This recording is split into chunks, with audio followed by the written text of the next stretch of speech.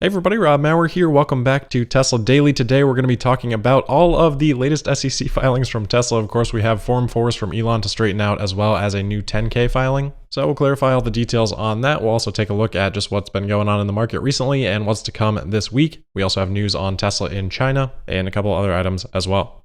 All right, well, kind of a crazy few days here in the market, of course. Anytime I take a day off, that's what happens. The NASDAQ on Friday had its worst day again in over a year and a half. It was down more than 4%, and of course, that followed up the down nearly 4% day on Tuesday. So two of the worst days in the last year and a half, both in the same week. A little bit of a relief today with the NASDAQ finishing up 1.6%, and Tesla's price pretty much following the NASDAQ around throughout the day, though to a higher degree, finishing up 3.7% to close at $902.94. So the last couple of days, Tesla has outperformed the market. The stock was down a little bit on Friday, but hard to completely overcome a down for NASDAQ. And these overperformances have come since we got more clarification on what's going on with Elon and selling of Tesla stock. As I noted on Thursday, it was really unfortunate timing for when we had to publish that episode, but shortly after that came out, we did see the Form 4s pop up on Tesla's IR website, disclosing that Elon had indeed been selling stock earlier in the week on Tuesday and Wednesday, and then on Friday morning, we also got more Form 4s disclosing additional selling that had happened on Thursday. So despite how the equity financing was structured to be 49% of the capital needed for Twitter, Elon did end up selling here. Yes, I was wrong on that. Certainly, no problem admitting that. I think it's also a good reminder to reflect on the fact that it was never expressed with any certainty. Sometimes I'll share opinions on things and I'll share my rationale behind those opinions, but nobody's ever going to be right 100% of the time. It's about taking in that information and deciding based on the information that you have what you think might happen. As Elon would say, the goal is to be less wrong over time. Anyway, let's get in these Form 4s. We won't spend much time on this because they've been out for a while now, but Elon did end up selling 9,672,000 shares. With the average price of those sales, that was worth about $8.5 billion. Thankfully, Elon did clarify in a tweet on Thursday saying no further Tesla sales planned after Thursday. So how much cash that actually allows Elon to invest in Twitter will depend on taxes. Elon might not actually have to pay much taxes on that if he uses shares that he acquired in exercise of his options from back in Q4. Remember, Elon at the time had to pay income tax on those based on the difference between the share price at the time of exercise and the exercise price. That's what caused his huge tax bill last year, but then his cost basis on those shares ends up being whatever the share price was at that time. For most of those shares, those are probably above the prices that Elon sold at, so if he's selling those lots, he could actually have capital losses on those and not have to pay any taxes. That would be, of course, because he had already paid taxes on that. Some people probably won't understand that, so I wouldn't put it past Elon to actually have sold some older, lower cost basis shares so that he would have tax liability just to stem off that argument, in which case he could have a couple $1 billion of tax liability in this case and maybe $6 billion left to put into Twitter. Either way, it's somewhere between $6 and $8.5 billion-ish. And even if you include his $3 or $4 billion Twitter stake, not enough to entirely fund the $21 billion of equity financing that is needed. And that's where other investors would come in, whether that's private equity or current Twitter stakeholders rolling over their shares, or likely some combination of all of those things. And if there's enough interest from other investors, Elon doesn't necessarily have to put this capital towards that equity financing. He could just take on less debt, whether that would reduce the $13 billion in loans or the $12.5 billion in margin collateralized by Tesla stock. Of course, we're now getting all these articles about potential margin calls for Elon. We've walked through some of the math on that, but it's all premature because the financing is not finalized yet. There is very much still a scenario where that $21 billion in equity financing comes from other investors, and Elon uses this capital to just take a smaller margin loan, which with this capital could now be as little as $4 billion. People seem to just be assuming that this is reducing the amount of money needed from other investors from $21 billion down to maybe $13 billion. But it still just as easily could be $21 billion from other investors, remember about 49%, and then instead of Elon bringing the remaining $25.5 billion or so, which remember is a little bit higher to cover fees, financed entirely through debt, maybe it's $17.5 billion now through debt and $8 billion from this cash. And then remember with that $3 or $4 billion position in Twitter already, maybe that plus this cash would entirely eliminate the need for a margin loan at all. Again, it's probably not the most likely scenario. They did go through all the trouble of getting this margin agreement together anyway. I just think it's worth talking about because I haven't really seen any discussion about these other possible scenarios. Anyway, what does seem clear with Elon saying that he doesn't plan to sell any more stock is that there would be other investors involved here. That had seemed to be one of the questions causing uncertainty, if Elon would have to or want to do this entire transaction all by himself, and that does not seem to be the case. So Reuters today out with an article, they say exclusive, Musk seeks to put in less money in new Twitter deal, according to sources. They say that major investors, such as private equity firms, hedge funds, and high net worth individuals are in talks with Musk about providing preferred equity financing for the acquisition, sources said. Well, yes, that is pretty obvious even without any sources, and even before last week, Financial Times had reported similar. I also think the headline here is quite misleading from Reuters. It makes it seem like Elon can't get this deal done without having to put in less money or something because of margin issues or whatever. But I don't think Elon's really ever had the intention of doing this entire thing all by himself. I think from the start he said that hopefully other Twitter investors could at least roll over. He reiterated that sentiment on Twitter today, so just from that alone, you already have the potential involvement of major funds.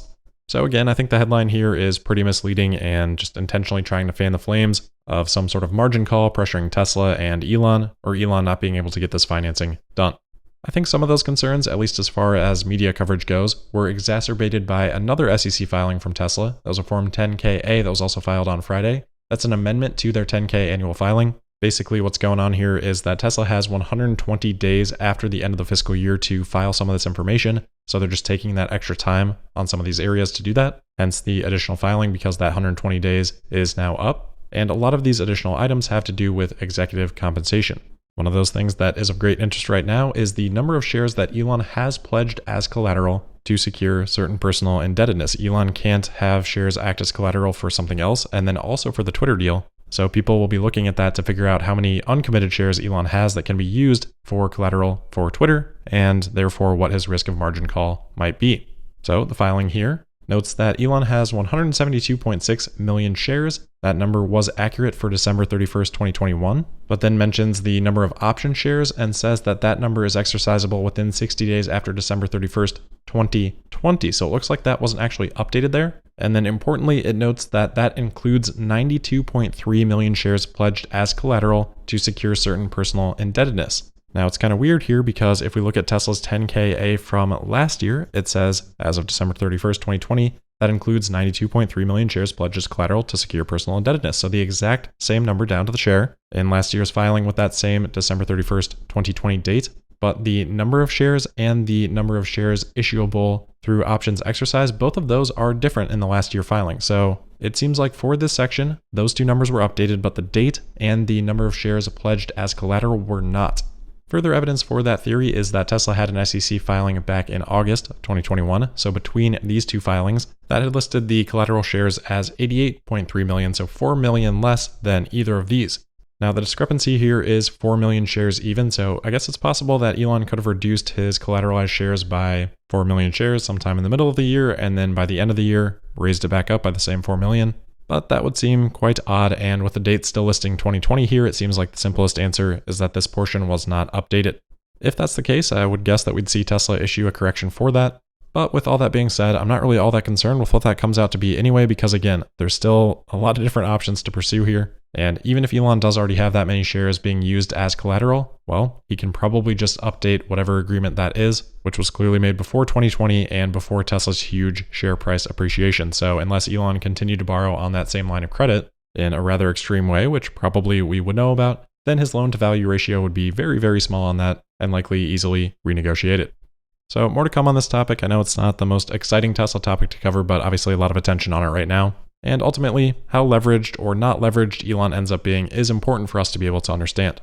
The other small detail in this 10-KA filing getting some attention is that Tesla did say that in regard to their annual meeting, they expect that the proxy statement for that meeting will be filed later than the 120th day after the end of the last fiscal year, or basically not in this filing. So people are waiting for that proxy to get a little bit more information on this stock split and what Tesla proposes for the new available share count. That could be a hint at what the ratio might be, and Tesla setting a date for the annual shareholder meeting could give a hint for when it might be, though it's important to understand that having more shares doesn't mean that Tesla has to split or has to do a certain ratio. So neither of the hints that we might get from this proxy statement would be definitive in regard to any stock split.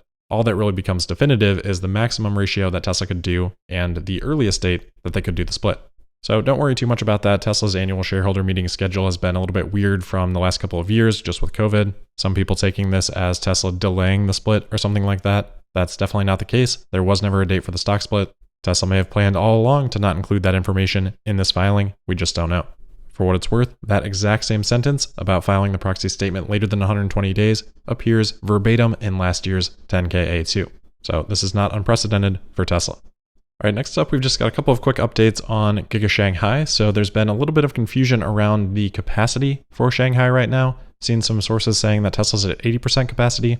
That number is coming from a Global Times report, which writes that, quote, companies on Shanghai's initial whitelist have resumed over 80% of their production, with key enterprises like SAIC Motors and US carmaker Tesla seeing assembled cars roll off production lines, while the production capacity of large semiconductor makers SMIC and Huawei Semiconductor maintains over 90%, effectively boosting work resumption among auxiliary companies, an official said on Saturday, end quote. So admittedly, I'm also a little bit confused on what exactly is being reported here. Global Times seems to suggest that all of these companies on this whitelist are at 80% or greater production. That seems like a very specific thing to report. There is another source here that is reporting that more than 80% of the first round government-approved whitelist companies have resumed operations, which seems a little bit more reasonable of a stat to communicate. So even setting aside translation, without seeing the source quote, it's difficult for me to put too much stock in that and say, oh, Tesla's at 80% capacity right now.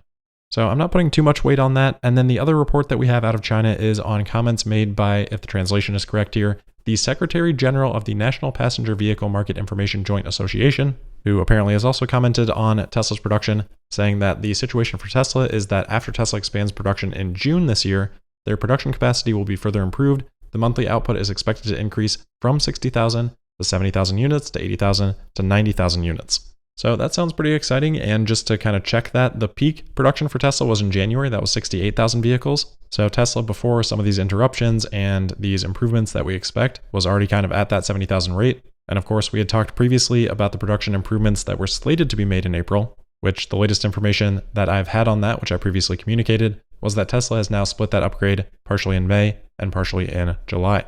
Post those upgrades, this 90,000 number is pretty much exactly what I'm expecting. So to me, this sounds pretty reasonable, and the timeline that's mentioned there being June, perhaps that's just a merge of May and July to keep things a little bit simpler. So this comment I'm putting a little bit more weight on as affirmation of previous expectations. Shifting over to Fremont, we've got an updated note from Global Equities Research, Trip Chowdhury reporting on his so-called channel checks that we see pretty often from him. He's saying that he believes that Tesla is using more shipping trucks this quarter in Fremont and just more activity in general, so maybe 10 or 20% above the capacity from the first quarter. So Fremont shaping up for a quote-unquote monstrous second quarter. Personally, I'm not putting too much weight in this. I'm not sure how scientific of a process Trip Chowdhury is using here without seeing the full note, but we have seen reports like this from him before, including in the first quarter, which also had a note like this pretty much identical, also calling for a monstrous first quarter from Fremont. And now, of course, we know that Fremont's production was actually slightly down quarter over quarter, though the daily production rate was slightly up, but not to a degree that I think anybody would refer to as monstrous. So while that would be great and hopefully ends up being the case, I'm not putting any weight in that report. All right, next we've got some news on FSD Beta. It's been a while since Tesla has pushed out a new version, but Elon saying on Friday that an update's probably going to go to wide release next week, saying this is a big one. But he also clarified that by wide release, he's basically talking about the current testing fleet, high safety score beta participants, not the wide release to all FSD customers, though he continues to expect that later this year, he says, probably talking specifically about the US there. So hopefully we'll at least see the release notes pop up later this week, if not the full update. All right, last couple of items here. First, we've got an update on some of the funding from the infrastructure bill that was passed last year. Remember, there were a couple of these. This was the $1 trillion one that did end up getting passed. That had about $7 billion allocated for strengthening the battery supply chain in the United States. And today, part of the plan for $3.1 billion of that funding was announced to support infrastructure investment in the creation of new, retrofitted, and expanded commercial facilities, as well as manufacturing demonstrations and battery recycling. So that still sounds somewhat vague to me. I wasn't able to find really many details on this. One thing that I did find is that the funding would be potentially matched 50-50 with investment from the OEM. And it looks like to access the funding, there is a letter of intent deadline for May 27th and a full application submission deadline by July 1st. So it'll be interesting to see who ends up applying for some of that funding and if Tesla is on that list. Lastly, then, just a quick look at the macro calendar since that didn't really fit into the beginning. But of course, this week, the FOMC meeting is coming up. The market will be highly attuned to that to see what kind of changes the Fed makes and what kind of language they use around some of those changes. Their statement will be published 2 hours before market close on Wednesday. It seems like, as we have previously talked about, that the consensus expectation has risen for the Fed to increase interest rates by 50 basis points rather than the more common 25 basis point movement. So we'll see how much of that is priced in, but almost like a company earnings call, a lot of the movement will probably depend on the type of language used in the statement and in the press conference after. Those things might be more indicative of where things head in the future. So that is where we'll leave it for today. As always, thank you for listening. Make sure you're subscribed and signed up for notifications. You can also find me on Twitter at Tesla Podcast, and we'll see you tomorrow for the Tuesday, May 3rd episode of Tesla Daily. Thank you.